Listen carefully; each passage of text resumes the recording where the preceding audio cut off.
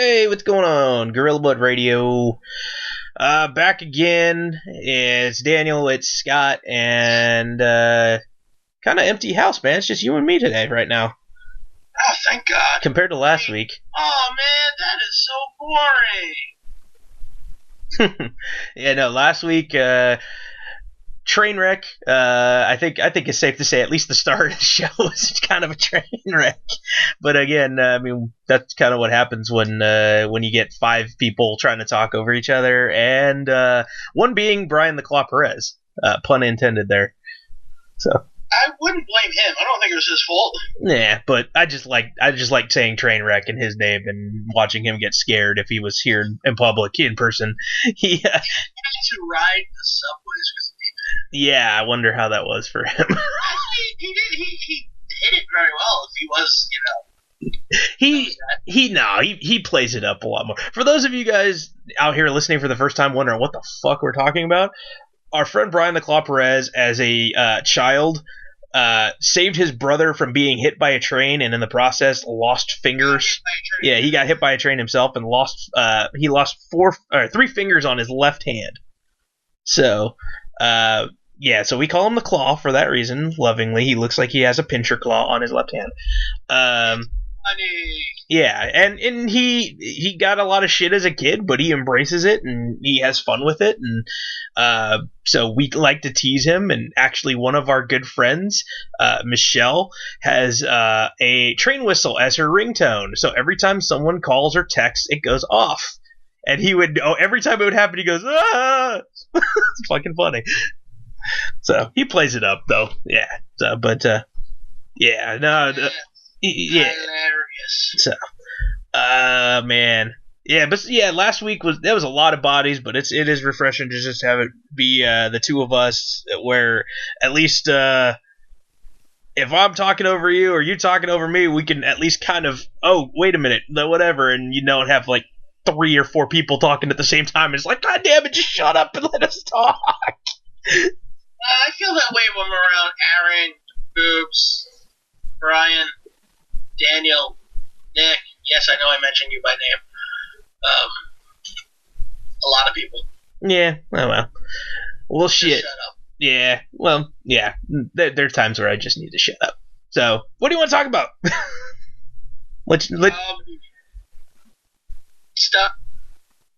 Stuff and things.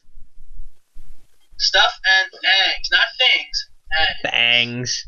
Well, shit. Stuff and things. I know you probably don't want to talk about the Olympics. The Olympics has been on now. This is in the second week, I guess. Is that shit yet? No, not yet. I actually, as we're talking, I got hockey on in the background, and one of the games is about to go into overtime. So between Germany and Norway. So I enjoy watching stuff, dude. To me, it's fun. I love watching curling. It's like the dumbest little sport. Not even real. Man, there's some real science to that shit. Oh, there is, but it's one of those things where most people, it's like, okay, I can't remember if it was Bill Murray or somebody else who said that every Olympic sport should have like the common man trying to do it next to them just for reference. Because these Olympic athletes, for the most part, are usually a pretty high-end athlete. Curling is one of them that, like, you got some people in there that are just normal, everyday people playing curling that are just really good at it. It's not the most athletic-looking of sports. Yeah. It's a very scientific sport. Yeah, that's for damn sure. And I love that. It's like, okay, you scrub, so you push it towards me, man. Because it's interesting. If you watch curling, it's a giant rock. They call it a rock, but it's made out of stone with a handle on it. Mm-hmm. You push it along the ice. The stone is very smooth, so it glides very nicely along the ice. So your job is to scrape up that ice to make it rough so it goes away from that and stays on a glided area. You try to get it in a target. Get it close to the center of the target. It's bocce ball on ice. Basically, yeah. No, it's fucking cool, dude. It's like the way that they can get it to curve around something that's blocking dude, it's amazing. And just to think, like, you're off a fraction of an inch and that thing just slides right through, or bounces the wrong way, and instead of knocking one out and having 2 points, you lose both of your own. Oh, dude, it's fun to watch. It's yeah, bocce ball on ice is a good way to put it. I mean, it's very, you have to think 2 or 3 moves ahead like chess. Yeah, it's I fun to won't me. lie. One of the last things I watched before I got rid of. Now, they used to have a Universal HD Net or something was called, I guess. And they had Raw and SmackDown playing on Saturdays. I used to watch them after I go to work because I'd miss it during the week because I'm never home anymore. That was when I still had, cable television. And one day, before setting up for this Winter Olympics, actually, they had curling. I'm like, fuck, I got nothing better to watch right now. Let's see what this is all about. And I got really interested in all the techniques and, science that went into the whole thing. I'm just like, I am fucking engrossed right now. It's 3 people throwing a rock down an icy path. Yeah, bowling without pins on ice. Not to mention the fact that like everybody is just screaming and yelling at your teammates. It's hilarious. It's in Swedish too. You don't understand anything they're Yeah, saying. usually you'll hear "ja, rah, ah," I'm like, what the hell? And then like the Americans are like hard. It's like to get them to sweep to smooth out the ice or whatever. Oh my god, dude, it's freaking funny to watch. But yeah, that and then it's fun to watch the luge, dude. You got to be a psychopath to do the luge or the skeleton. Oh god. No, that's just called a death wish. Yeah, dude, well, bobsledding, at least you have like something kind of protecting you a little bit. Unless you're a high school during spring, midwinter. Okay, let me see if I can find this article because this shit was hilarious.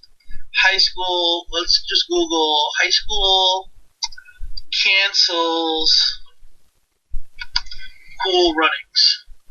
Oh my gosh, okay. I'm interested now because that's one of my favorite movies ever is Cool Runnings. I know, okay, here it is. Fox News from 2 weeks ago. We are that far behind, but this wasn't something we thought we'd talk about. No. But, Fox News, because, yeah, I guess, might as well, feel the rhythm, feel the rhyme. Get on up. It's racially insensitive time. Oh gosh. Massachusetts school cancels. No video. Stop that.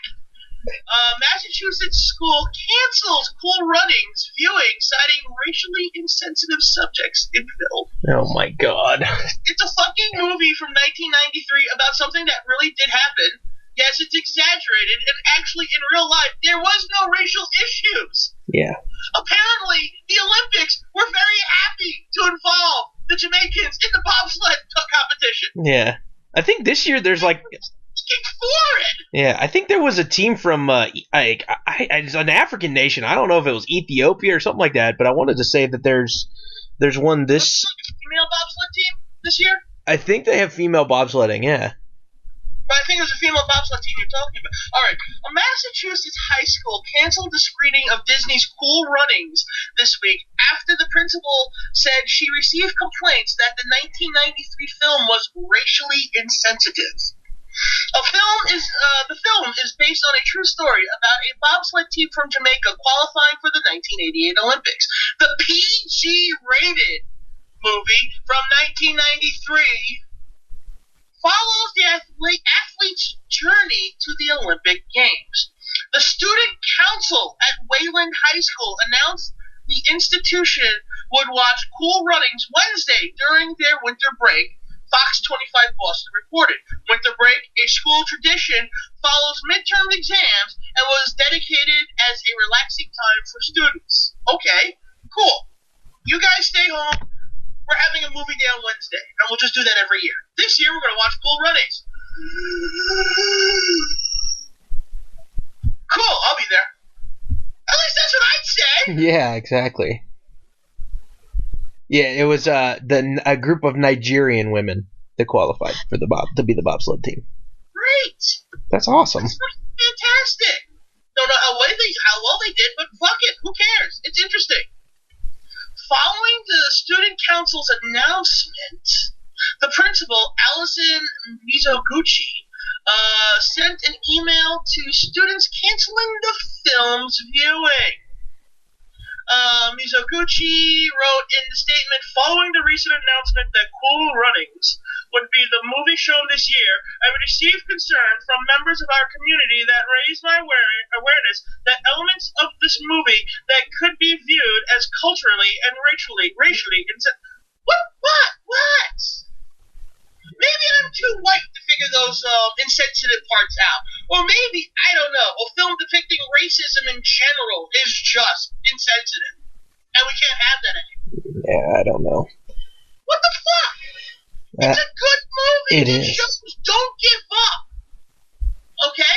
Fight for what you want. If you can't get what you have, you can change directions and actually achieve something. Sometimes shit happens and it's beyond your control and you don't get a do-over, like in the case of Doris getting tripped. Oh my god, it was a redemption story for 4 different people.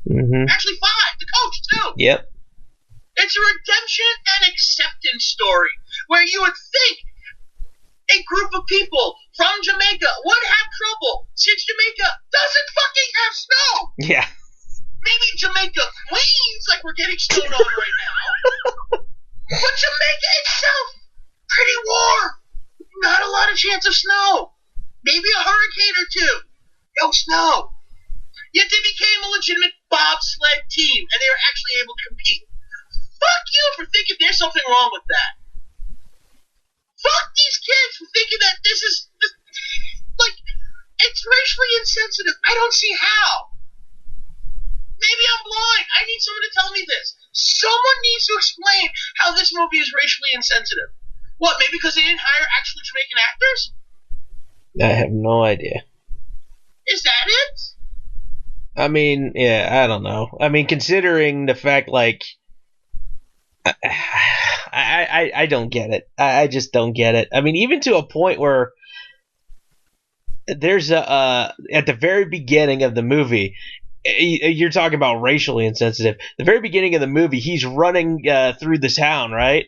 And then the couple of the townswomen ladies start, like, basically sexualizing him by looking at him when he's running, and they're like, yeah, I can watch that backside all day. I'm like, you're not gonna make a comment about that? Oh no!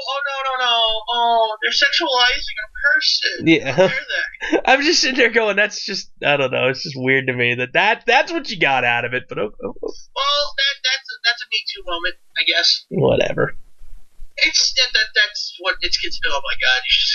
I know you watch Tucker Carlson. Yes, I do. And I'm sure you know the woman I'm talking about. I've probably seen some stuff there, so, but yeah. It goes off. There's a lot. Just like the idea of, like, well, if you objectify a person, you're doing something much worse to them apparently now. Oh, goodness gracious. That's the science of it now, at least. Whatever. Seriously, it's really difficult to just Well, alright. However, students were not pleased. I skipped a few more things, with the cancellation of the viewing. Fox 25 Boston reported students began a chain email with some 150 replies from teens who are outraged by the canceled screening. It's a PG movie for kids 8 and above. We are 8 and above. Student wrote. Other students said they would watch the films on Netflix instead. I'm going to go home and watch it on Netflix, another student wrote. Oh my god! A student paper, Wayland Student Press Network, did a survey asking what the teenagers thought of the principal's decision. The survey, in which 150 students participated, showed only 2 teenagers supported Mizoguchi's conclusion. God, jeez. It's not a good ratio. It's like it's not even a 1 in 50. It's like 1 in 52. That's bad. Mizoguchi told Metro West News the movie was not overtly racist, but the film's subtlety of stereotypes was a problem. Oh my fucking god! Oh god. But is it really a stereotype if sometimes it's true? Yeah, I don't know, man. I would say no. I mean, I'm sorry, but I didn't feel like anything was overly exaggerated. Did you? Maybe the fact that they put on the accents. I don't know. I'm sorry, having spoken to Jamaican people, they have accents. Yeah. Some of them are very difficult to understand. Okay? I mean, half the people I work with at my jobs have accents in general. It doesn't matter where you're from. Does that mean not just the Jamaican part, but the Swiss? Are they bad? They're the villains in that one? Are they stereotyping Swiss people? Or I mean, you could say the same thing about the Mighty Ducks too, because they beat the crap out of a Jamaican hockey team, right? Don't they? Or Trinidad Tobago, whatever it was. No, I've stopped trying to figure this bullshit. Iceland. Iceland is the villains in the Mighty Ducks too. Maybe social commentary on white people. I want to live in anymore. This is not a planet I want to live on anymore. Is there an alternate reality I can go to where people aren't just pussies over everything? I don't know, but if you want, it's like Oprah went around and just went, "You're a pussy. You're a pussy." I missed that episode apparently. Oh god. I apparently wasn't for that show, but everyone else in the fucking country under the age of 92 was. And I can't anymore. I fucking can't.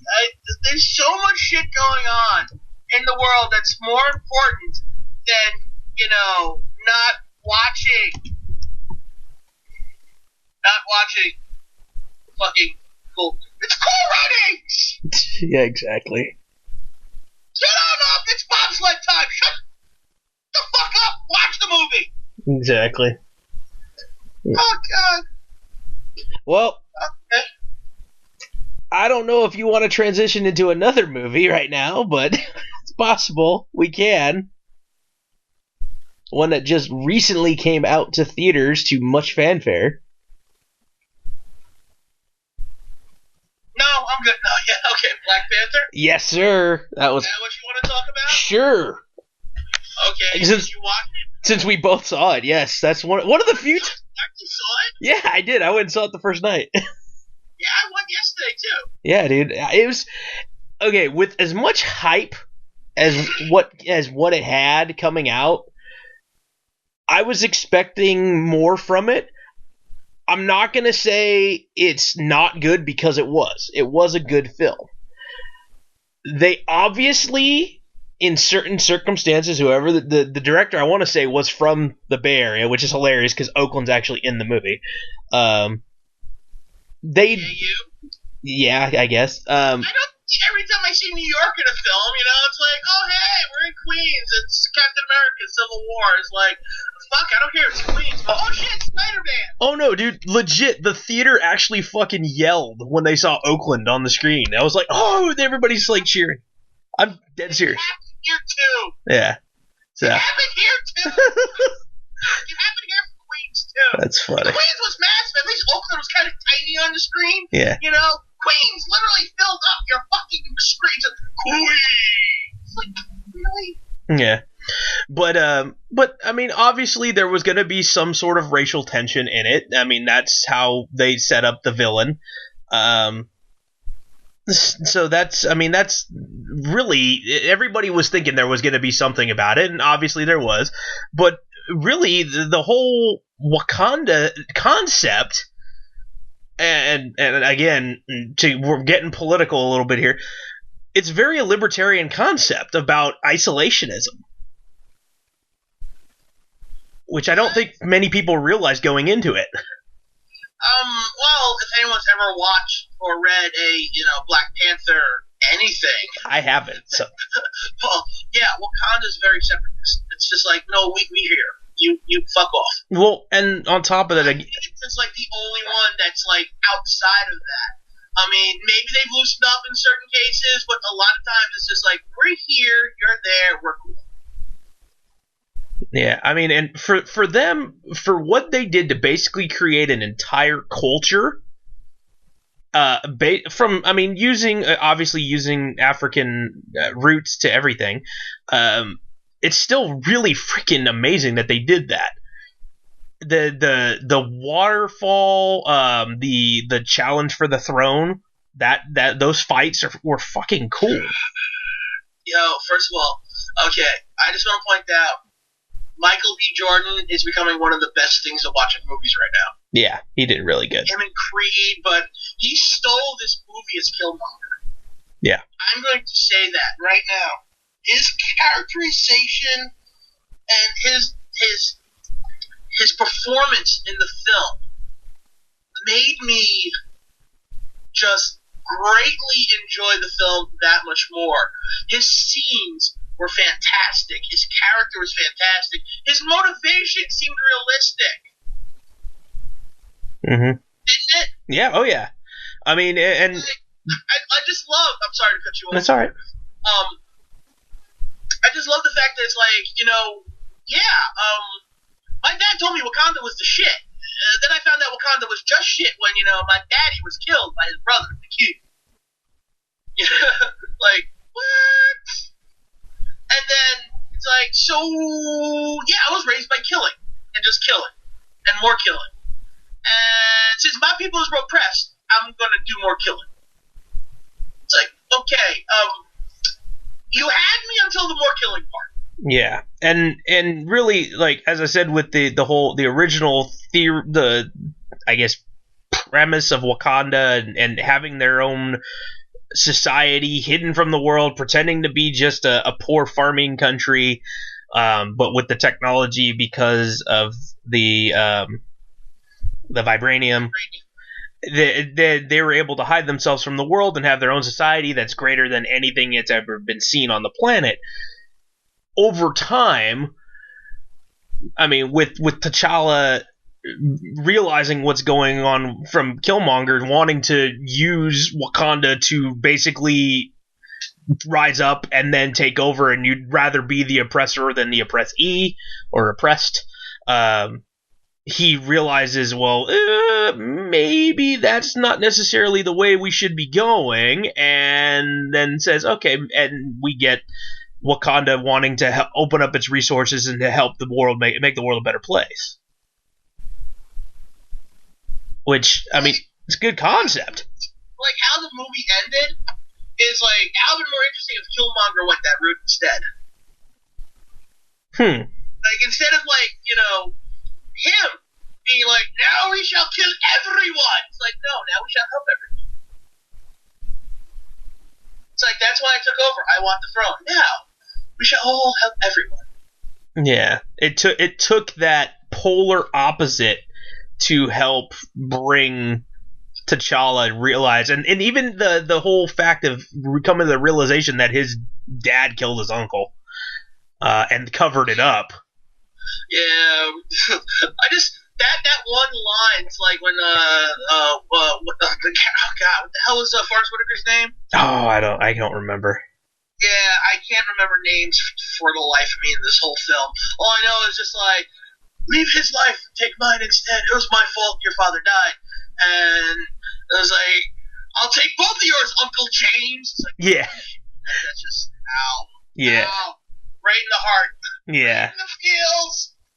Yeah, that was pretty cool. I mean, you could tell just, yeah, I agree with you that the motivation for Killmonger, man, yeah, I had great sympathy for the character until, the third act. Yeah, then he basically tries to go full out, like, hey, we're gonna destroy and take over everything and make it in our image. Yep. So. Yeah, I really enjoyed the movie. The only thing that I felt was a little too unrealistic was the technology. It was just like, okay, that's just way too advanced. It basically. I was just rolling my eyes at some of the shit that they were doing. Otherwise, I really liked the story. I liked the idea of Claw the way he was, and he wasn't just a dude in a purple suit. Well, yeah. I like how in the end Claw was not there as a main character, but as a plot device for Killmonger to get into fucking Wakanda. Yeah. It's like you set this whole fucking thing up just shoot him in the head afterwards. Yeah, that was Damn, man, that's cold. It was also probably the bloodiest non-bloody PG-13 film in a while. And as in just the amount of death that was going on in that fucking film. And the fight sequences were really good. I really like the sequence. Kudos to the animation team. The when they're in the subway, the train going by, and the way the vibranium would interact from their suits when they turned on the magnet thing, and it would like look like the suit is kind of fading on and off of them, and I thought that was pretty sweet. Again, still a little too high-techy for me. It's like, hey, congratulations, your suit fits in a necklace. That don't seem right. Yeah, I mean, there's a lot of things that are very over the top with it, but there were a couple spots where it's like, okay, as much as like I said, I really like the waterfall, the fight sequences for the challenge for the throne on the waterfall. That's on a green screen downstage. Like, it's blatantly obvious, but I still like the fight with oh my god, what was the guy from the? Yeah, that one moment when they pan up, you see all the people standing on the rocks. It's like, okay, that's just bullshit. Well, but there's this one person for some reason. There's one person dancing on a rock that just caught my attention for that whole scene, and she looked ridiculous. Looked like she was doing a jig, like she was drunk.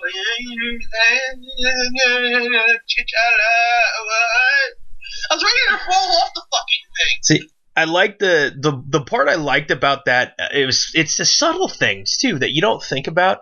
When T'Challa's fighting against the representative from the mountain tribe, the gorilla. I can't think of what was his name. Baku. I think Robatu. But what I'm bad with the names. Again, okay, fucking, I'm pulling up the cast. Yeah, thank you. But when they're fighting, I love that the spear staff carriers are every couple of seconds moving closer and closer and closer to the edge, so the fight has to get closer to the edge where somebody either has to die or yield. Yes. That character's name was M'Baku, okay. Played by Winston Duke, and I just need to look something up quickly about Winston Duke. Looking at his face and that last name, is he the son of Bill Duke? I don't know. It doesn't say. I kind of want to know. I mean, he doesn't have to be. It would just be kind of cool if it was. Yeah. Bill Duke's always been a cool actor. Let's Google search him. But yeah. Wikipedia. But yeah, like I said, for me, it had a lot of hype going into it. I knew there was going to be certain things about it that were. No, it's not. Sorry. Okay. I knew things that were going to be into it that were going to be a little controversial and along the lines of a certain agenda. Obviously, you see it with. But it wasn't it wasn't like in your fucking face. Oh no, not even. And a lot of times, well, the funniest part about it, at least from the way I gathered, I mean, the agenda is the villain's agenda, not necessarily the hero's agenda. The hero wants to bring people together to save his own people, and then let's be honest, for the most part, he was more willing to stay separatist. Yeah, until the very end, once everything kind of shook. He realized how wrong that was because he saw how his own father treated an outsider. Mm-hmm. Who was still Wakandan. Yeah, exactly. You know, so it was like that one moment that woke him up. Yeah, actually, honestly, the Jabari, I think that was the ape tribe, the Jabari, which had the representative as the apes. Yeah. I really liked them in the whole movie. I thought they were great. What the hell is it? M'Baku is actually playing a character who's actually known as the man ape, who dresses up like a giant gorilla to fight Black Panther. Yeah, there was a lot of like. They didn't go that route or call him that at all. Yeah, there was a lot of laugh out loud moments with him interacting with the women there when they were trying to try to recruit him to fight back against the new king, and then they find out about the circumstance where he's not really dead. He's in the snow, and they try to revive him. And I knew that was going to happen. I just knew that was going to happen. Well, it was obvious. I just love I love the fact that after they revive him, the first thing he says is, "Can I get a blanket?" What I really liked the way he played it off is just like they offer him the heart-shaped urn. Yeah. That provides the Black Panther their power, and he just kind of sits there, mulls it over for a second, and then says, "Come with me." Yeah. Well, see, I'm just like, well, Black Panther's in ice somewhere, but yeah, literally. It was clearly obvious we were going to see that. It's just the way they set that up for that one little moment, it worked. Yeah, and it's crazy the way they set it up. They do set it up for a sequel. He's obviously going to be in the Infinity War. Apparently, everyone in this movie is going to be in it. Yeah. I'm not even M'Baku's already they have it announced that he's in it. Yeah, and then Shuri's going to be in, Okoye, Nakia, maybe even his mother was played by Angela Bassett. Yeah. Not Whittaker or Andy Serkis. And then again, who knew that was Andy Serkis right away? Fuck, man. The dude's a chameleon. And then we saw the post credits with Bucky. Yes, and that's what I'll say this. The first thing I saw when they removed Ulysses Claw's arm. Yeah. And they left in the office, I'm like, that's going to be used for Bucky. Something, yeah. That's going to be a prototype for Bucky. That's going to be crazy. I can't wait. I was very disappointed that Bucky didn't play like a Deus Ex Machina of some sort for at least, Martin Freeman's character, the CIA agent. Okay. I was hoping that he would be the one that saved him from getting, shot to death, but apparently he wasn't even in that area of Wakanda. Yeah, not quite yet. He was in a hut surrounded by children. That sounds wrong. Oh, jeez. But the way... Children were observing him as he slept in a hut. See, it doesn't sound right. See, now, when I say that I think it's setting up for a possible sequel, part of me is kind of like, okay, I'm thinking, how are they going to figure, okay, next generation? Because again, me, I'm not as big of a comic book guy as you do, so maybe they have gone forward with this story. Killmonger, his first act as the new king, he has them destroy all the herbs that basically can help take away and give the power of the Black Panther to the new king. So there basically is no longer going to be a king. If that's the case, well, there just won't be a Black Panther. Yeah, specifically, yeah, that basically will die with T'Challa, or who knows? We never actually see him getting buried. Is he still? Could he still possibly have something happen? I don't know. No, I'd be very disappointed if they brought him back after the way he went. Okay. I like that they... Noble death. It was a much better death than most people in his position deserve. And I like the fact that they did come full circle when he said something about, earlier in the movie, about his father told him about the sunsets or sunrises in Wakanda. The sunsets in Wakanda are the most beautiful you'll ever see, and, that's the last thing he sees. Yeah, so... Yeah, like I said, I thought it was a good movie, and it's nowhere near for me, it's nowhere near the bottom, but I don't necessarily put it in like my top few. Hey, I probably hold it up a little higher than you, but in the end, I still liked it, but I liked Ant-Man more, and I look forward more to Ant-Man and Wasp coming out later this year. Yes. Anything else. And that's with Infinity War coming out this year. And again, in a few months. Yeah, exactly. And again, kudos Chadwick Boseman, man. That he made that character, his own too. Yeah, but he still wasn't even the fucking best one in the movie. That's sad. True. Friggin' Killmonger and even M'Baku seem to be better characterizations than him.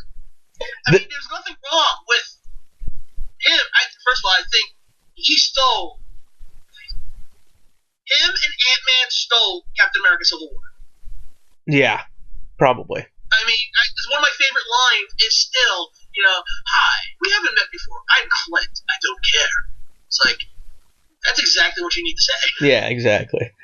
Well, that was perfect. The other character that I really liked was the sister. The sister was funny. Like, just her little smart-ass comments from time to time. Yeah. I don't dislike the character. It's just like at some point it's just like, okay, Q, you're starting to get grating on me. Yeah. For anyone who doesn't know that reference, like probably me. Yeah. James Bond reference. Yeah. Okay. It's the guy with all the gear. Yeah, Q, I get. Yeah, I get it. Okay. Yeah. Now that you explain say it's James Bond, that makes sense to me. See, because I'm an idiot. That's okay. Yeah, that was it was just like, she was getting a little goofy at some point. It was just like, this is too much. Like, I know Wakanda is separated by a lot of things, but I think they would have enough internet access to know what the fuck a sneaker is. Yeah, that one was like... It did not work for me that much. That one I was like, really? That one? Okay, whatever. And it was cool. Characterization throughout the film were great, but, I mean, I don't hate it. I very much enjoyed it. I might actually go see it again as much as I enjoyed it, because I really enjoyed it. And I don't know where it sits in my top range of movies yet, because Captain America series I'm just fanboying over really hard. Yes. So that's hard to get anything past those. Yeah. Also, rhinos. Real rhinos were cool. That was I gotta say, that was pretty neat. And then to have the one scene where it looks like it's gonna charge, and I still want to say Michonne because I can't think of the character's name. I'm so sad that I have no idea that was Michonne. Oh, dude. I couldn't tell. Oh, dude. Really? Yeah. Oh, man. I don't know her real name. Yeah. So I never remember these things. Yeah. Just like, I always just known her as Michonne. But yeah. Know? But I've never seen her in playing Michonne, so it's just like seeing her go from dreads to completely bald. I couldn't put the face to it. Oh man, but yeah, just to see that rhino charge at her with the other guy who was that was the guy from Get Out, right? No. Was that no? Huh? I don't know. Wait. You're talking about the guy who was the guy who helped Killmonger get the throne. Like he turned it, he gave Claw to the guy when he came and brought him in. He was the first one to see him. Nope. That's I'm trying to find. I can't tell. Here, I'm gonna go look on IMDb and make sure we get this right here because I want to give credit where it's due. Daniel Kaluuya. Yes, that is the guy from Get Out. I still need to watch that. Okay. Oh, dude. And he's in Sicario. I own both of those. Yeah, Get Out is actually not a bad movie. Yeah, so that whole thing where he's riding the rhino in the little like fight scene at the end, the mutiny whatever scene, and the rhino comes charging at the character played by the lady who plays Michonne, and where's her name? I can't see it. Where is it? It's like the third, fourth one down from the list. Is that her? Okay. Danai or Danny or Danae. Okay. Danai Gurira? I don't know. Guria? I don't know. I don't know how to pronounce your name. I'm sorry. God, no one listens to this. Oh jeez, but no. Then all of a sudden the rhino just stops dead in its tracks when it sees her and then licks her face like it's a puppy. It's like, it made me laugh. So that's funny. Oh well. So yeah, enjoyed the movie. Would go see it again. We'll own it. I honestly, it's funny. Out of all the Marvel movies that have come out, I think I legitimately own one. I just have never bought the DVDs or the Blu-rays because they've always been on Netflix or like I'd borrow them from somebody for a day if I needed to watch them or something. Most of the time they've been online. Remember, I'm a collector. Yeah, I know. I have Deadpool. Yeah, Deadpool is the only one I have, and it was given to me because my sister didn't want it. Like she bought it and didn't care for it. Really? I was shocked. Strange. So I don't think I've ever heard anyone say I don't like Deadpool. Yeah, I don't know, whatever. You'd think people would, but yeah, that's the only one I actually own that I'm looking on the shelf right now that I can see. But I would, yeah, I Ant-Man is still probably my favorite. I really love the Ant-Man movie. rightfully so. So, yay! So, yeah, that was, dude, theater was packed. Absolutely packed. Only seats. What time did you go? I went on Thursday at 7:30 in the evening. Well, that's why you went on Thursday. Yeah. I mean, I went Friday afternoon. Yeah. So it was not as packed. So the 2:10 viewing of it, we had to sit really close. I actually had to put my hat on to like focus my eyes so the thing didn't look very blurry. Once I had the hat on, though, everything worked out fine. It was actually pretty decent seats. People took the seats we normally take, bastards, but in the end, we had pretty good ones, and we sat in the middle. It was a good film that we both greatly enjoyed. Cool. Yeah, for me, I went by myself. My friends were going at like 10:30 at night, and I had to work at 8 the next morning. So I'm like, I'm going to an earlier show. I'll go by myself. And the best part about that is most people always tend to sit in groups, and there's usually a seat space between groups. So I was able to walk up and, hey, is that seat taken? No? Okay. I had a pretty damn good seat. So the people who got there right at the start time were like front row, and that's it. Which sucks. So, hey, by chance, did you see that image I sent your way a little bit ago? Johnny Gargano? Yes, sir. That was funny. Okay, so I'm gonna read this on air just because it's funny, and I think this would actually be a plausible storyline. I think they should do it, but that's just me. So Johnny Gargano, Candice LeRae decide to take a holiday from their busy schedule of pro wrestling and decide to visit Disney World. Johnny isn't too into it at first, but loosens up and starts to have a good time, and they decide to go get a photo with Mickey Mouse. They join the queue of people waiting for a photo, and about 5 minutes later, they get to the front and they go up to Mickey. Just as they go to pose for their photo, Mickey pulls off his costume head, and it's that bald motherfucker, Tommaso Ciampa, that dighead boots Gargano in the groin and runs out of the park cackling like a maniac. The visual in my head is better than reading it out loud. I'm sorry, the way you're reading it just had me cracking up even more than actually reading it myself. I love whoever wrote this took the time to put that bald motherfucker and the dickhead in there just for color. It's like it's nice. Oh, fucking hell. Which is, it's like, okay, if I were to write a storyline, here's how I'd write it, and then I hand it to you, just about to finish it, and then you finish writing it. It's like that everybody tells a story one sentence at a time. Because the first part of it sounds nothing like the second part of it. I love it. I don't know who that was on some Facebook group is like TRWC, some wrestling community, real wrestling community or something like that. Facebook group. Oh my god, that was too funny. Oh man, and it's getting better, dude. You seen NXT this week, yeah?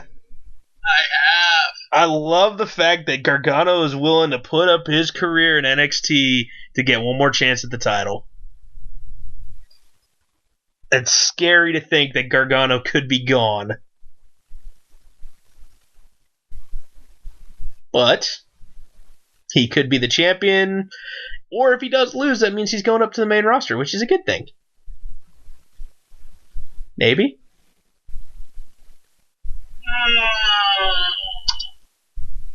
Depends on where he goes. True. My hunch will be, it'll probably be Raw. If he does move up because of 205, I think he can double. I mean, if they leave 205 with some of the guys that they have in there, that'd be fine. I'd be okay. Dude, the product is really good now. Like, it's only been the tournament so far. Let's see what happens when the tournament is over. Yeah, they're letting them go, man. Each match is anywhere between 10 and 15 minutes. Yeah, it feels like the Cruiserweight Classic again. I like.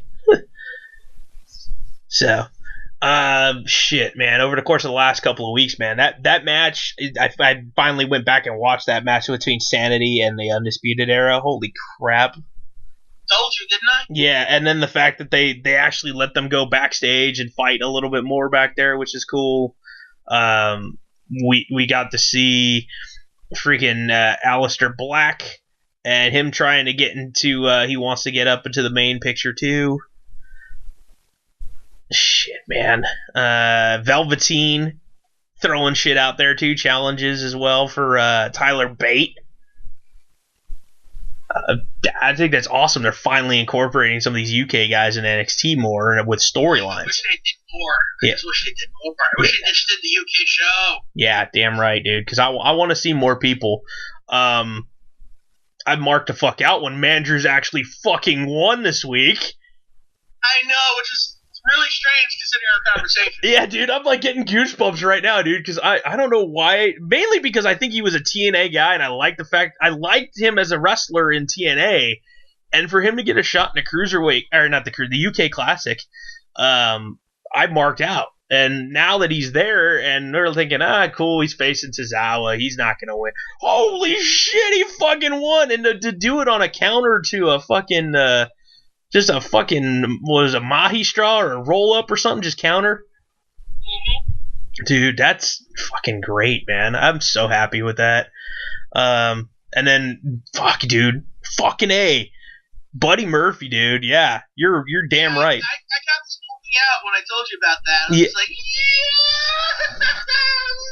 Yeah, holy shit. Buddy Murphy, for anyone who hasn't noticed, I was actually a huge fan of the Blake and Murphy combo. Yeah.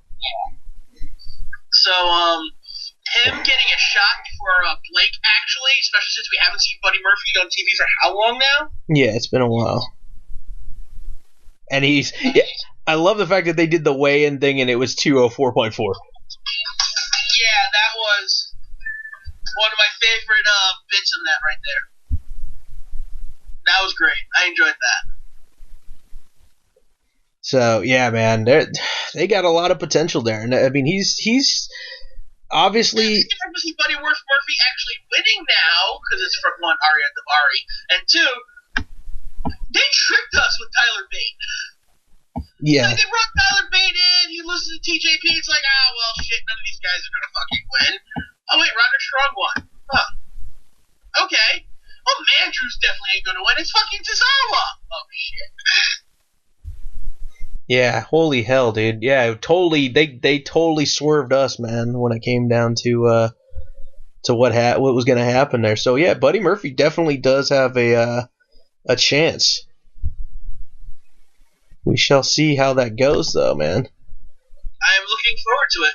Yeah, it's gonna be fun to see. Yeah, and with now we got the Chamber coming up here in a few weeks. Actually, it's a week from tomorrow? Essentially, yeah. Shoot.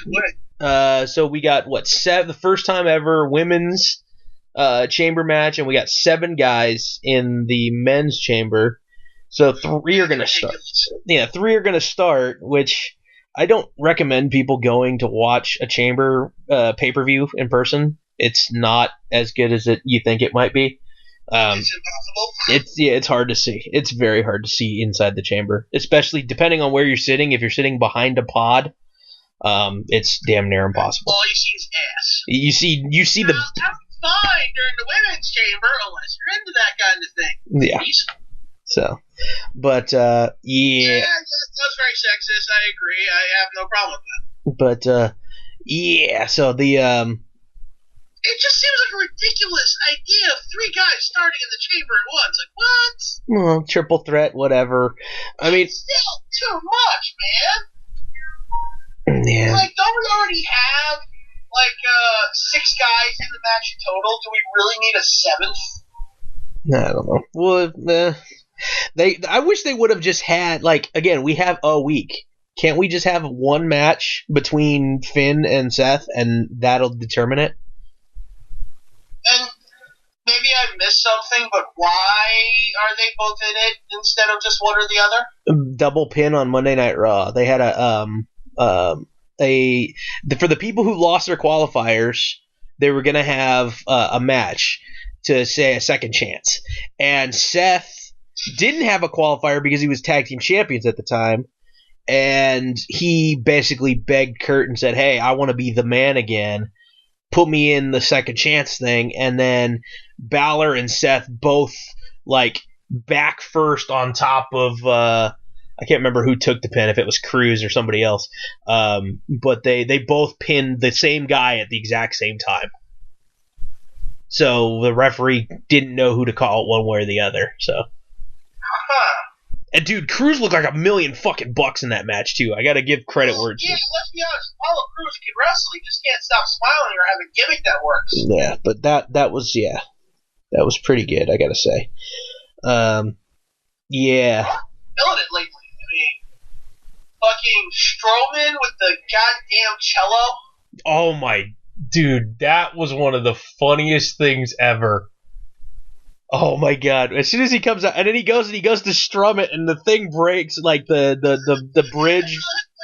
Well, I guess I don't know my own strength. Yeah, I love it, dude. I mean, the funny shit that he's been doing backstage on his own Instagram and stuff like that. They're finally letting it come out on TV a little bit, and it's awesome, dude. It's funny. I think it was interesting. After that happened, I mentioned on a forum. Best segment on Raw. And someone quoted me and go, best segment? Really?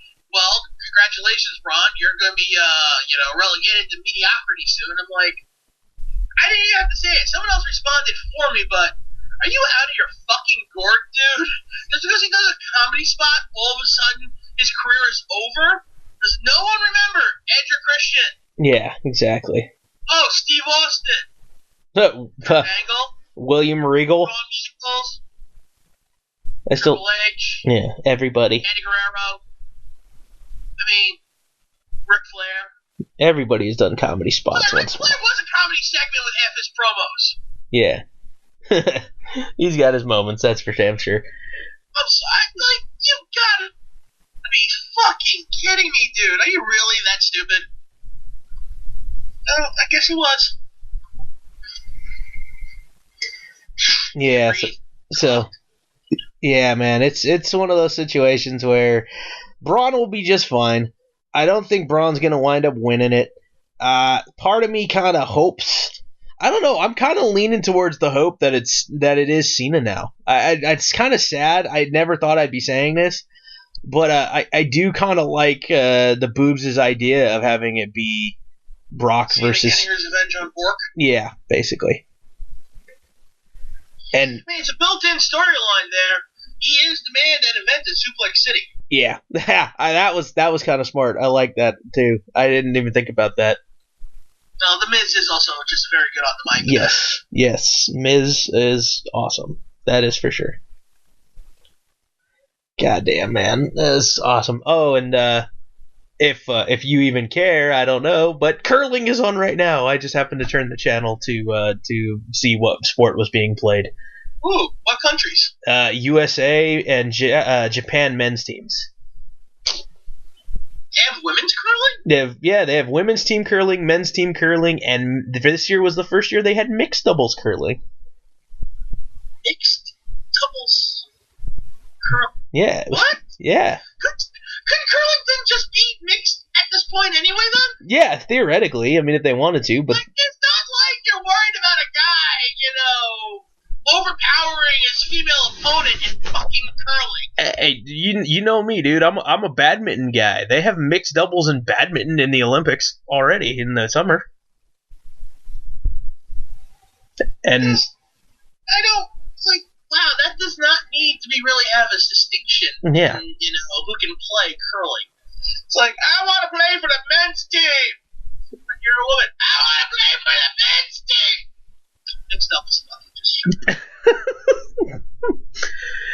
Yeah, man. No, some of these, it's like I said, it's fun to watch this stuff. But I just happened to turn it on, and it was like, oh, cool, this game is on, cool. But I do not miss television. I do not. It gives you a chance to do other things like read comics and draw, which I see you continue. You're continuing on every day or as much as you can there. I haven't been posting daily, but I have been drawing daily. Yeah, which I have. I may not remember to post it. I still have a few things actually I do need to post, but I have work drawing on a daily basis. Don't think I have been ignoring that at all, because I have not. Yeah, no, I seen Scott is a pseudo celebrity now. For the ladies and gentlemen, for those of you who don't know, one of his drawings got liked by Lana. Yeah, I was very. What? Legit, it has the blue check mark and everything. Yes, it was very weird. That was pretty cool. So. I was confused, but also happy, but mainly confused. Hey, why not? Whatever. Shit. And then what's his name? The Deadpool and what's his name? Moon Knight playing Dungeons and Dragons, or no, Catan. Sorry. Yeah, Catan Dice. Okay. It's specifically Catan Dice. Catan Dice. Which I found at a Rite Aid for $8, just like more than half off. Nice. Yeah, I'll buy that. Nice. It's actually pretty fun too. Yeah, the picture that she liked was the Captain America as a pro wrestler. Yeah, the old guy, the old surly looking dude. Yeah, well, the person that asked for Captain America as a pro wrestler and Wonder Woman, I didn't get to the Wonder Woman part, and I completely forgot to afterwards. But I was like, oh, I can do Cap as a pro wrestler. That should be funny. He has to have Chris Evans' beard. How do I make that work? Cap is not Terry Funk. So I was thinking the idea of a guy who never retires or dies in pro wrestling, and then I mixed it with Sergeant Slaughter. Nice. I like it though. Yeah, my idea for him is his finisher is a diving knee off the top rope. Nice. It's called Drop the Bomb. I like it. Hey, anything's better than Randy the Ram and that stupid double elbow drop thing. It was just a cross body. Basically. Splash. I know, but it did make it look like he's headbutt, whatever. Dropping a headbutt with like the ram horns or some shit. Okay, it's pro wrestling. Yeah. Randy the Ram's not a bad name. No, it's not. Better than Robin. No, actually, Robin's not a bad name either. But yeah, it was just like, I was like thinking about it. It's like, what type of wrestling moves would he have? Well, he's been wrestling for 70 years, so he's gotta have like a very limited moveset. Like he's done a few things over time, but it's like knee drop. Essentially, he's Harley Race and Stan Hansen combined. Yeah. Lots of knees and lariats. Wasn't it the Black Widow who says you can't always punch your way out of things to Cap? Yeah, well, this Cap can. Yeah, exactly. And then he'll drop a knee on you from, the top rope. That's cool, though. I like it. And yes, it is sort of a reference to the fact that where if you watch Captain America the Winter Soldier, he runs up to a guy and hits him with both his knees. So there is some, reference to those stories. I just like the idea that I gave him a beer gun because, he's been wrestling for 70 years. I think at this point he just works out his upper torso for I need to work on my arms so I can pick people up. Yeah. Because you see that a lot with older wrestlers. Oh yeah, no doubt. I mean, just look at the luchadors, man. Those guys are built like freaking bowling balls up top, and they're kind of pudgy around the middle. Yep. Yes, bowling balls. I don't know. Exactly what I was. I don't know why I freaking said bowling balls.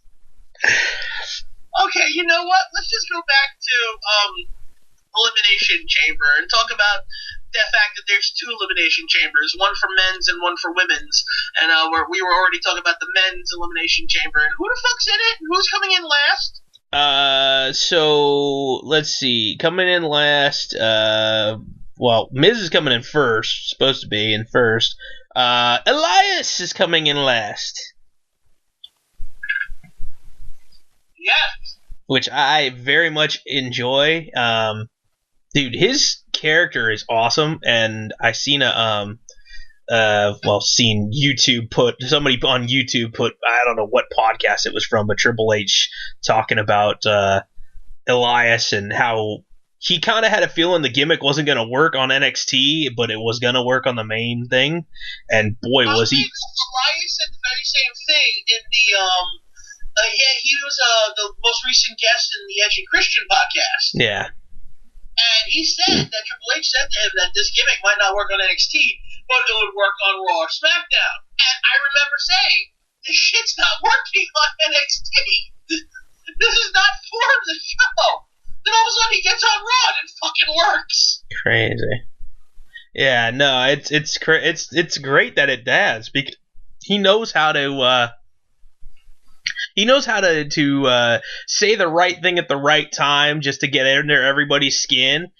And like, even from the point of, okay, he sits there, he goes, I ask you to please silence your cell phones, and then they boo him, and he goes, well, if you're not gonna shut up, then I'm not gonna sing, and everybody cheers, and he goes, yeah, I'm still gonna sing. And then they boo. Part on this song, I'm still gonna sing it for you. Yeah, and then everybody boos him again. I love it. It's great. He has them eating out of the palm of his hand. Yeah. And I can honestly say, right now, the way he's been wrestling and his gimmick, I can see him as a world champ eventually.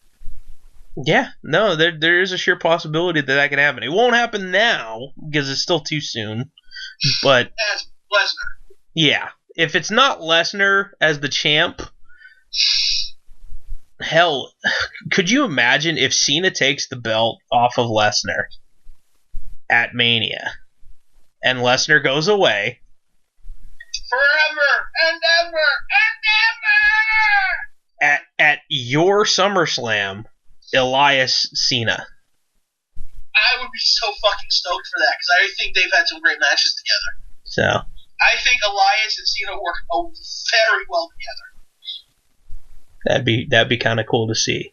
Man, I would fanboy out so hard. And then the women's side, Alexa's got to defend inside the chamber against Bayley, Sasha, Daria. Well, I still want to call her Daria Baronato.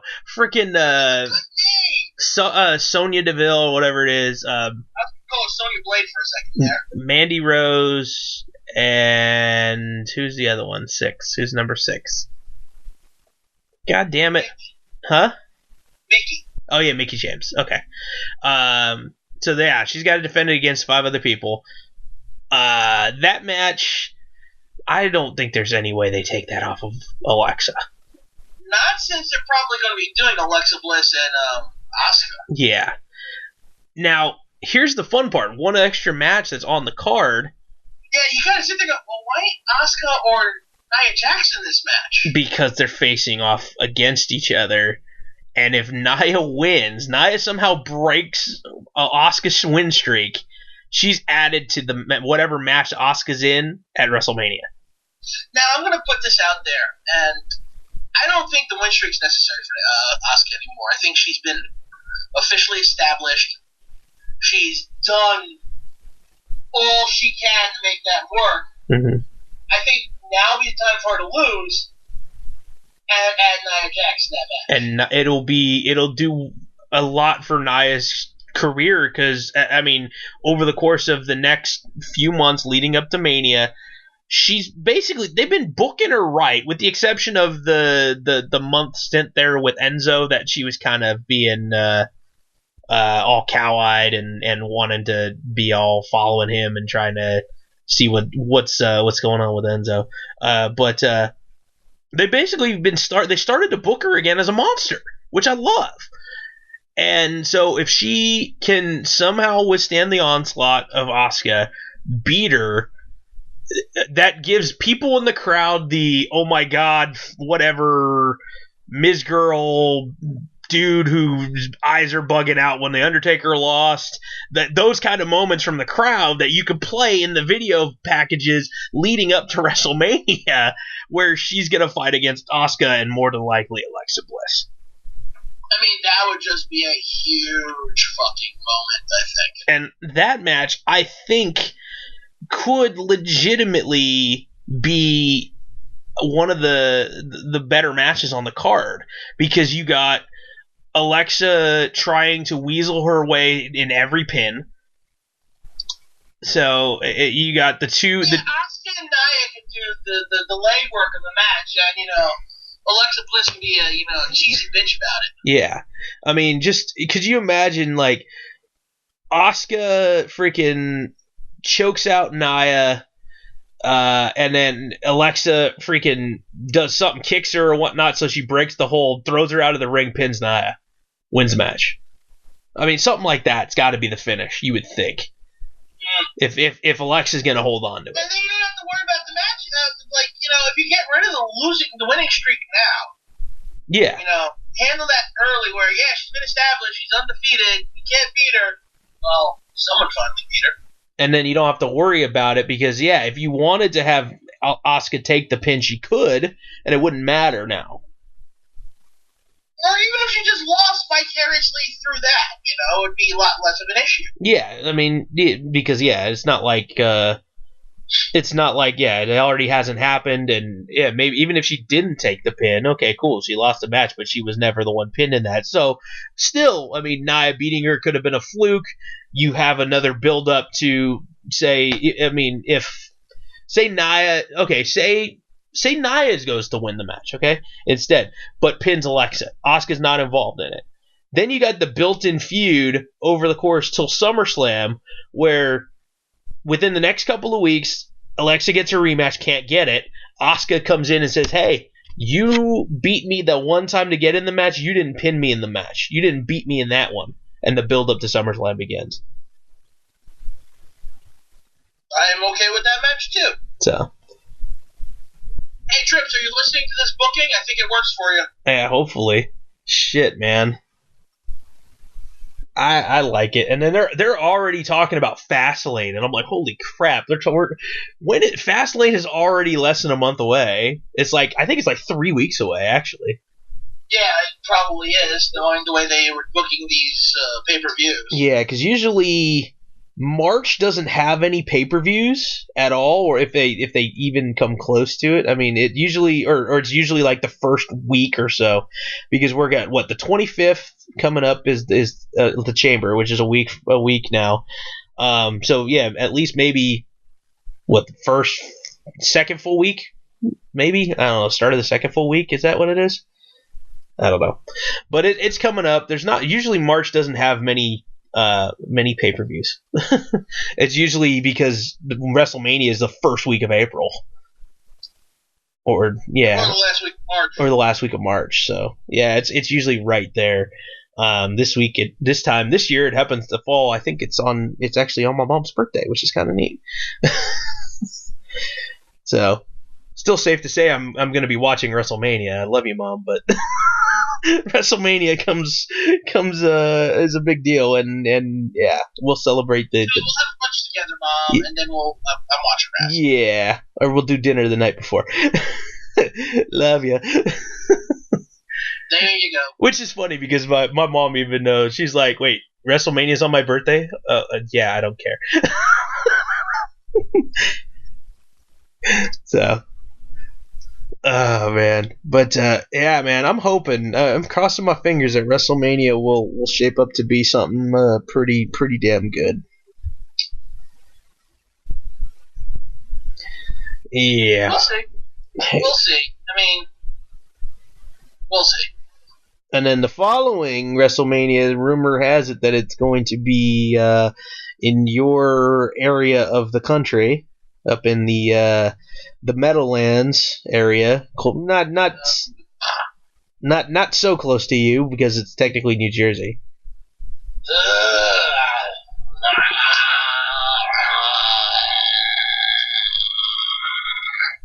I just love the fact that you almost get violently ill thinking about New Jersey. What's New Jersey? People who live there get violently ill thinking about New Jersey. I got a cousin that lives there. I don't know what city he lives in, but I know he lives in New Jersey. Poor bastard. Oh, he's ex-military, so he was stationed there for a while and just stayed. Now you think the first thing he'd do is know to retreat from Jersey? Yeah, I don't know. He's lived all over the place, man. So it's he's done tour overseas. He's lived in Alaska, Washington, California, all over, back and forth. So. And he settled in fucking jerseys? I guess that was his choice. He ate the wrong one. Yeah, whatever. Oh man, craziness. So how's everything else going with you, man? Life sucks. You? Yeah, can't complain. I'm here. I'm alive. I'm working. Keep making some money. That's the main thing. Can I borrow some money? I'm still kind of broke, but I'm happy. I'm getting a tax refund. Yay! That just means I paid way too much, and they basically stole too much from me, and they're giving some back because they're nice, I guess. Sure, we'll go with nice. Yeah. I gotta do my taxes before the end of the month if I can. I want to get that done with because then I need to get a new phone. Yay! New phone. New phones are always fun. Yay! One that doesn't crack and tape together. Really. Oh no. Yeah, I've been fortunate that where I haven't had a really bad break with my phone. I usually try to get one of those heavy duty cases and whatnot, and it's been okay. I get the heavier duty ones. I don't get the crazy ones like what is the Otter boxes or whatever they're called. It's like $60 for a freaking phone case.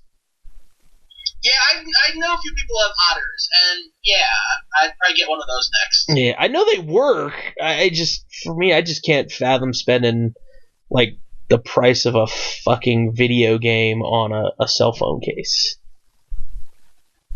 Well, you might as well. I mean, if you play enough games on it, it becomes one. True, I guess. For me, I guess I look at it and go, you know what? I'll just try to be careful with my phone and not drop it. Good luck. Yeah, it just all depends. Like I was, God, where was I? I was waiting in line somewhere, and a couple kids are messing around, and one just smacks the freaking phone right out of the person's hand to the ground. The case comes off. The front end of the back end of the phone comes off. Battery comes flying out. I'm like, oh my god, like. That's expensive, dude. And you're gonna just try to knock that shit out of my hand? Like, that's something you might get a slap upside the head for.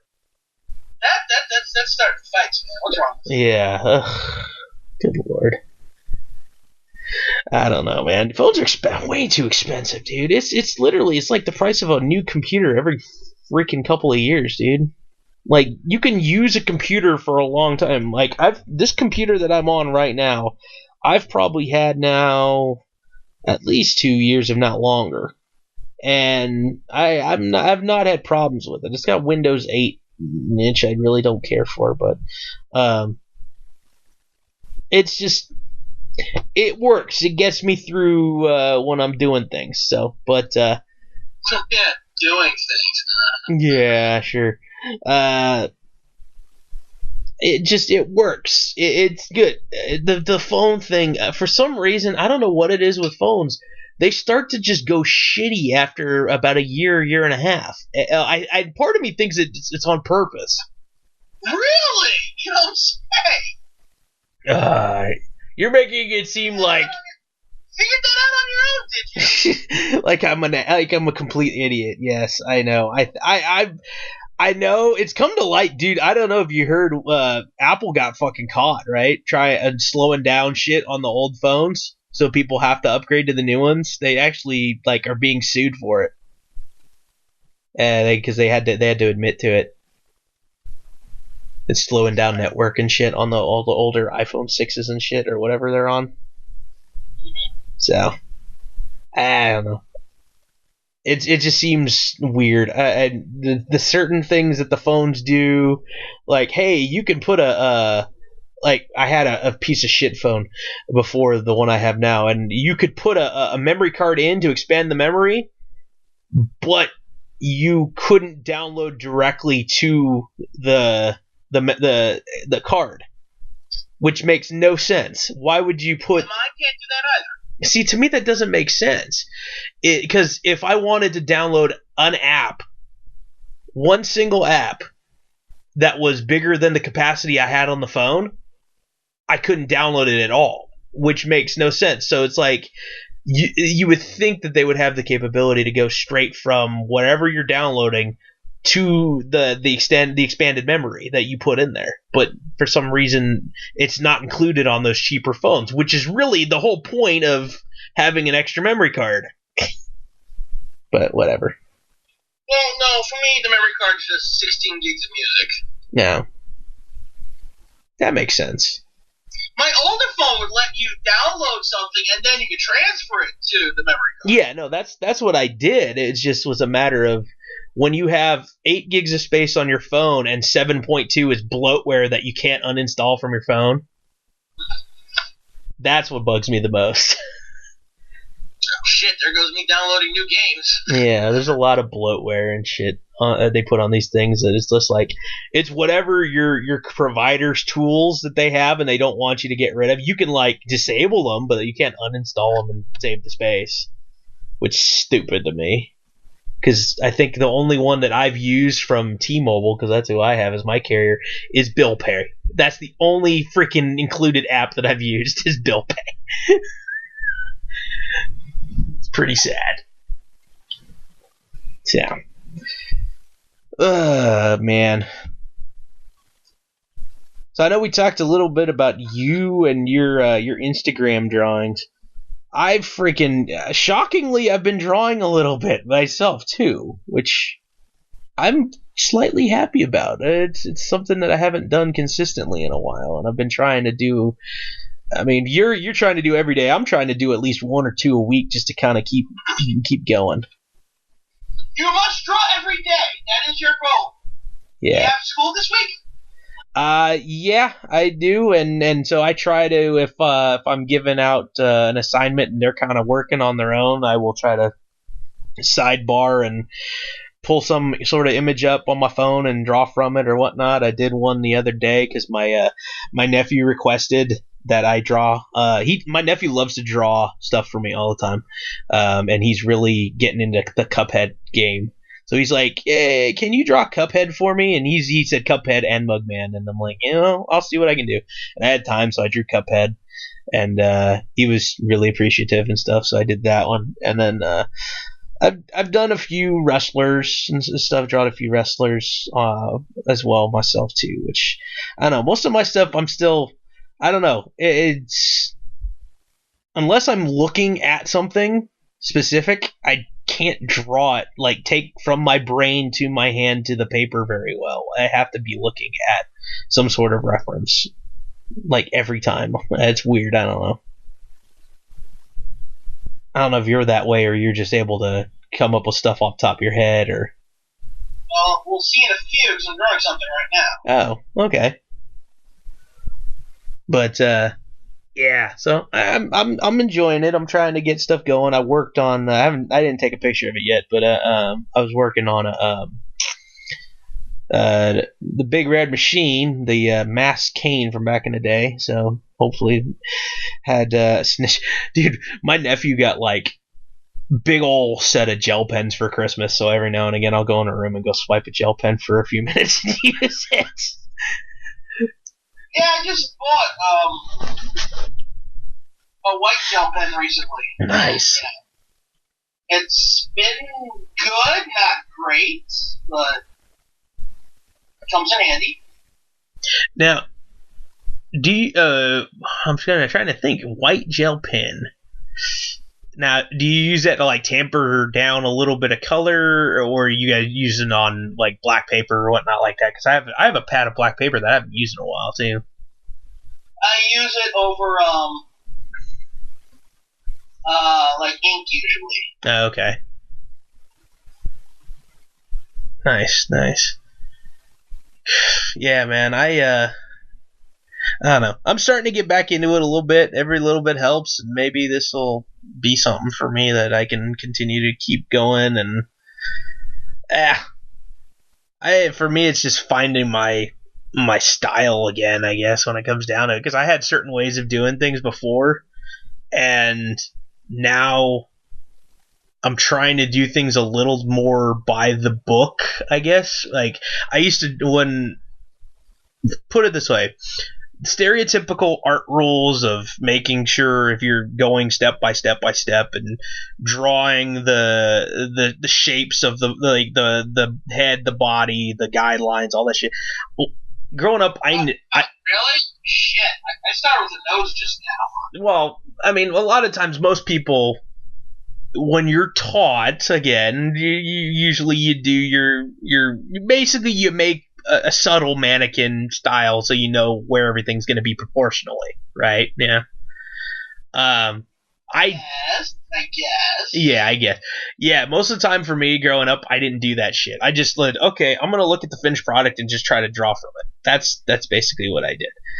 Now I'm trying to get more back into doing the traditional. Hey, let's try to make things kind of look in proportion and then go from there or whatnot. But I don't know. I'm still kind of trying to find my stride because I look at a bunch of art and on because again with Instagram and Facebook and all that stuff like that, it's like it's so much stuff out there to consume that I might be able to find something that piques my interest and maybe I can mimic their style or something like that. But yeah, right now I'm still kind of trying to find my style again. I used to have like my stereotypical cartoony style, and it slowly morphs and changes and whatever.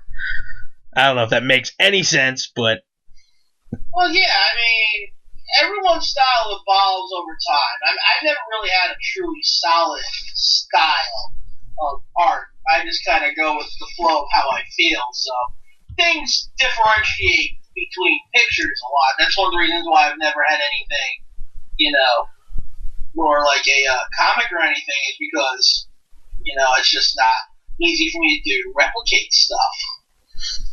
Well, and from what with your style, I mean, you're very much a pen and ink person. From everything that I've seen over the years, it's very mostly, in some cases, just line drawing. Lots of lights, darks, plain and simple. I mean, straightforward. But with your stuff too, which it's funny, I just happened to scroll through and I seen the guy, the image that you did after the guy told you, whoever it was, told you stop avoiding doing backgrounds. But you're, I don't know. To me, you've been heavily influenced by comic books, and you can tell that's part of your style, and. Well, yeah, my style is definitely illustrative. Yeah. Other than that, it's not like I have a specific style. Like, you can tell legitimately drawing from Rob Liefeld, from Art Adams, from Jack Kirby, from Steve Ditko. Okay? Yeah, that's true. Yeah. Like, you can't be going, that's a Scott in the X right there. I could recognize that anyway. Yeah, no, I don't got that going for me. I don't know why. I was scrolling through your stuff here, and I seen you did a sketch of a Marine from you said you have your tags of World War I and all that kind of stuff. I don't know why, but my brain said freaking Charles Bronson. I don't know when I saw. I don't know why. Which one? There's the one of it looks like it says Marines, your tags Marines World War I. It's a guy in the helmet and stuff like that. I don't know why I don't. How far down did you go? Not very far. Hang on, let me send it. I don't know why I see that and send. Yeah, come on, that one.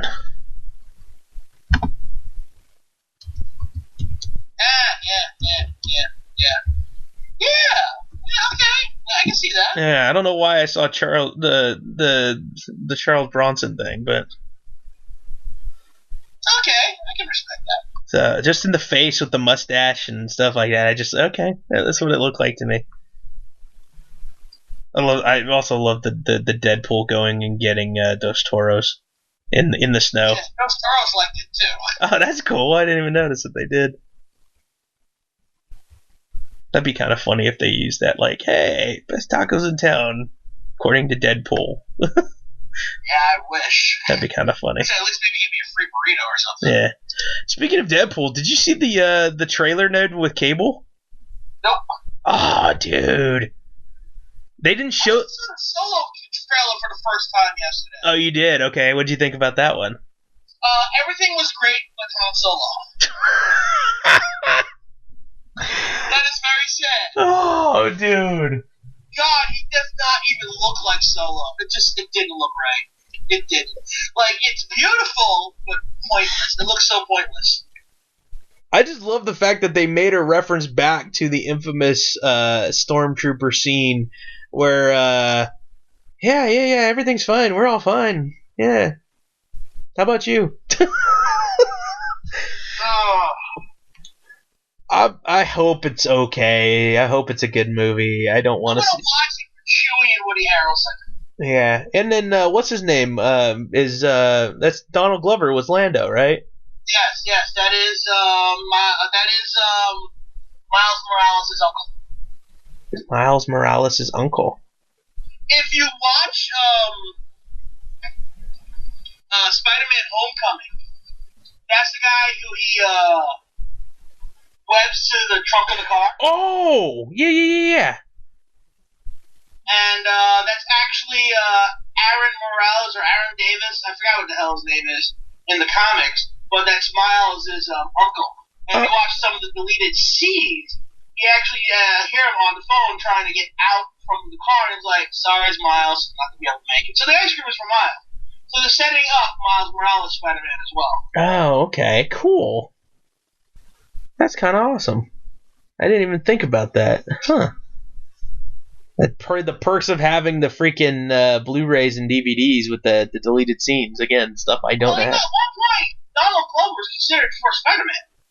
He what? Yeah, he was actually considered over Andrew Garfield. Were they going to have him play the... He was going to be Peter Parker. Oh, he's actually going to be Peter Parker. I didn't know if they were going to do the Miles... Just to make Peter Parker black.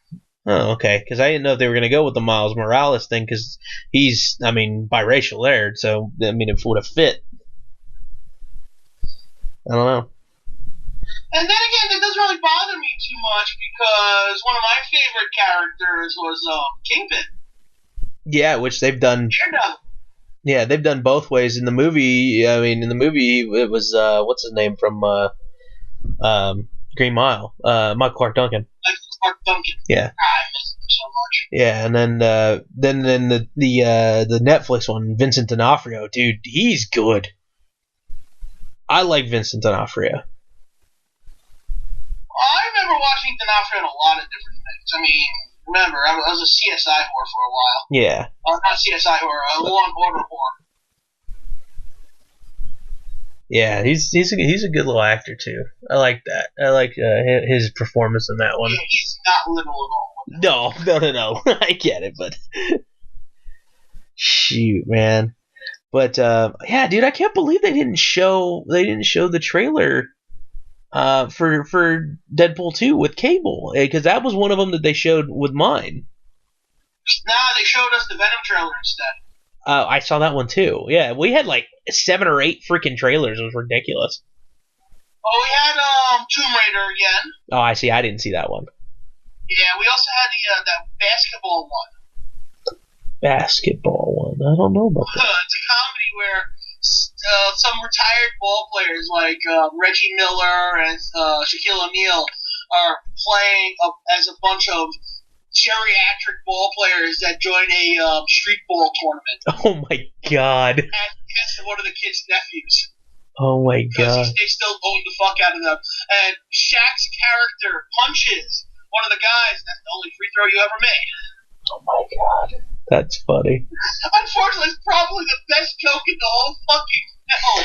Oh, good lord. And still, I'm thinking of getting that Movie Pass. You know what Movie Pass is? Yeah, where you get one movie a month that you can go see any in the evenings and stuff, and you get like 20% off of concessions and shit, and they roll over.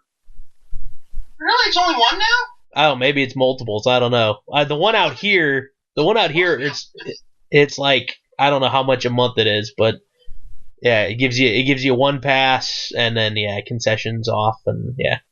Oh no, it's supposed to be unlimited movies, according to the websites. Oh, maybe I misinterpreted it.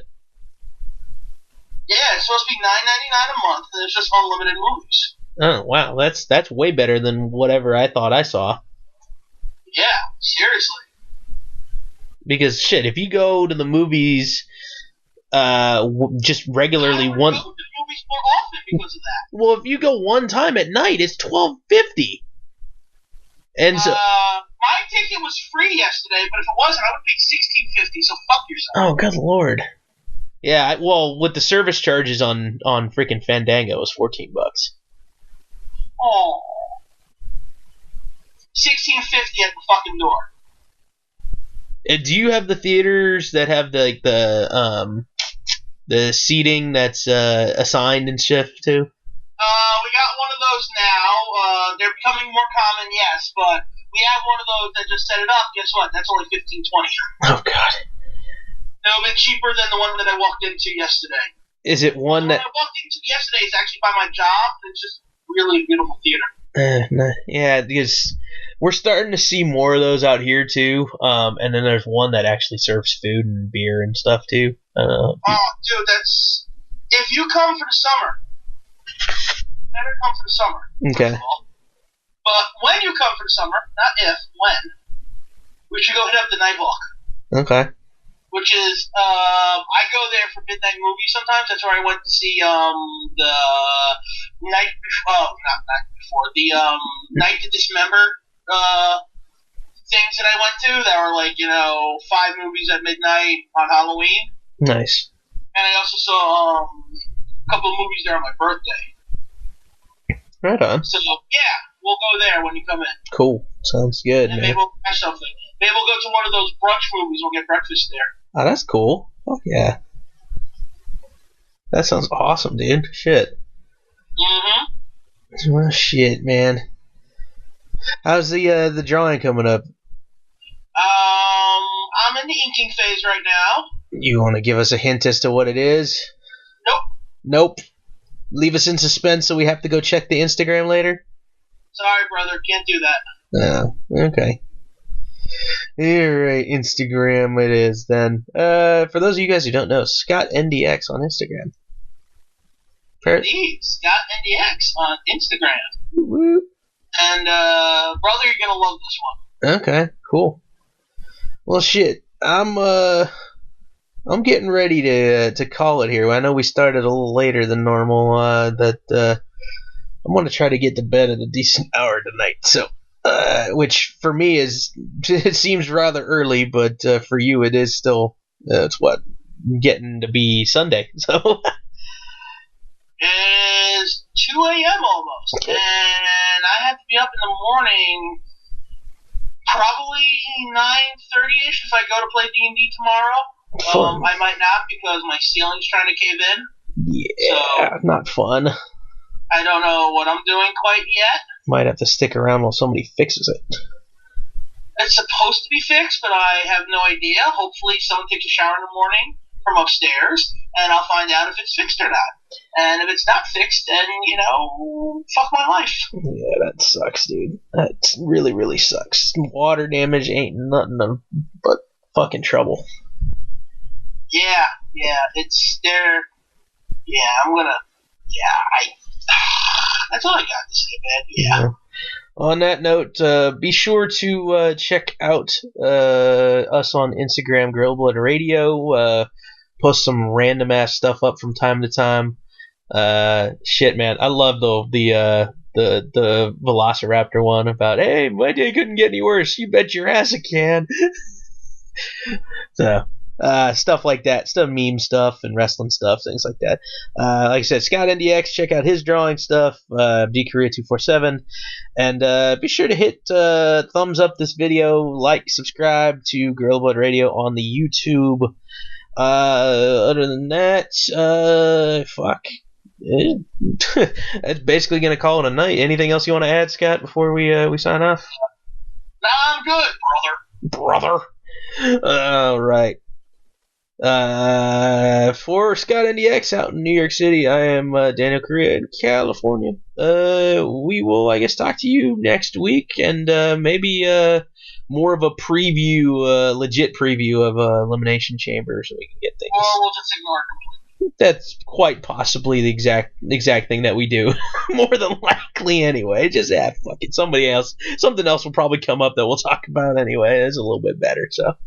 Maybe another crappy movie that doesn't deserve to be canceled will get canceled at a school. Yeah. Oh, man. Yeah, we'll see. God, man. It's always funny. Every now and again you get, like, senior movie nights and stuff like that at the high school, and they show, like, horror flicks, and I'm sitting there going, how the hell are they showing this? But you can't show, now, freaking Cool Runnings. That makes no sense, so. You should ask that to your class when you go. Yeah, I will. I you know what? I might bring that up to the activities director and see what the hell would you consider showing Cool Runnings, or is Cool Runnings too controversial? Oh man. Alrighty. Night, Scott, and night, everybody out there. We will talk to you next week here on Gorilla Blood Radio. Night. Bye.